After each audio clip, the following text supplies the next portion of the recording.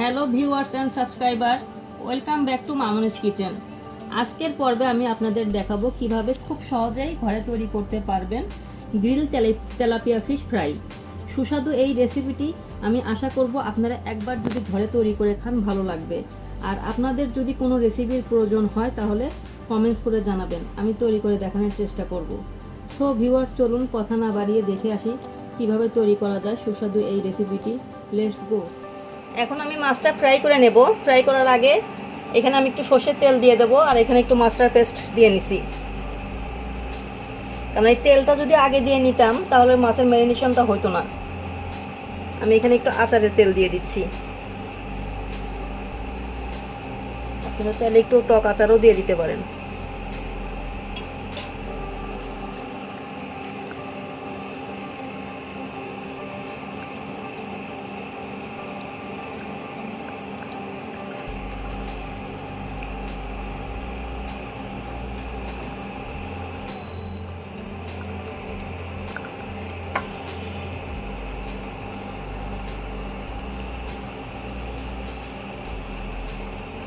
মাছটা কিন্তু ফুল আধা ঘন্টা ম্যারিনেট করে রাখবেন কমপক্ষে। এর বেশি করলে সমস্যা নাই, কিন্তু কমেরটা আধা ঘন্টা। আমি একটা ফ্রাই প্যানে তেল দিয়ে তেলটা গরম করে নিচ্ছি। মাছ ছাড়ার আগে তেলটা খুব ভালোভাবে গরম করে নেবেন, তাহলে মাছটা নিচে লেগে যাবে না। আমার তেলটা গরম হয়ে গেছে, এখন আমি মাছটা ছেড়ে দিচ্ছি।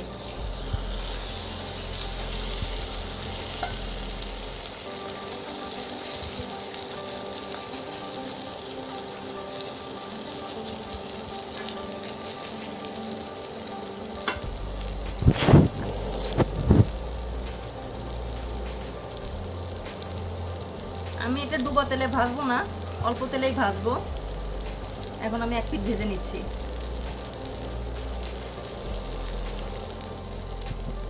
মাছটা এখন আমি আস্তে করে উল্টায় দিচ্ছি।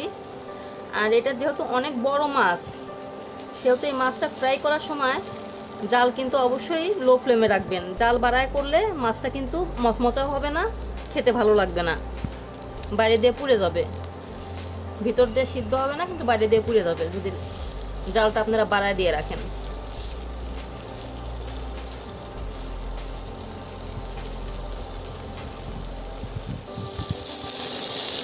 মাছটাকে এভাবে চারিদিকে একটু ঘুরায় ঘুরায় এভাবে ভাজা নিতে হবে, যেন চারিদিকে সুন্দরভাবে ভাজা হয়।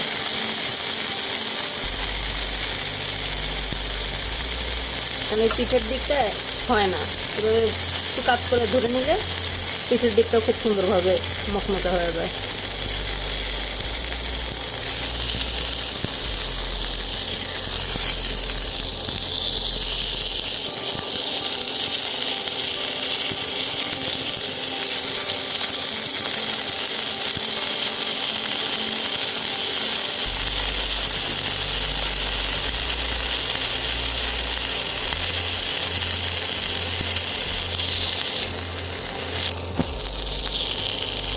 আমি মাছটাকে 40 মিনিট উল্টায় পাল্টায় ভালোভাবে ভেজে নিচ্ছি।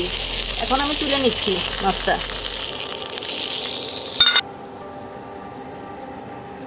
সো ভিউয়ার্স, আজকের এই তেলাপিয়া ফিশ গ্রিল কেমন লাগলো অবশ্যই আপনাদের মূল্যবান মতামত জানাবেন। লাইক, শেয়ার, কমেন্টস করে পাশেই থাকবেন। আপনারা যদি আমার পরবর্তী ভিডিওগুলো পেতে চান তাহলে অনুগ্রহ করে সাবস্ক্রাইব করে রাখবেন এবং পাশে থাকা বেল আইকনে প্রেস করে রাখবেন। ধন্যবাদ সবাইকে।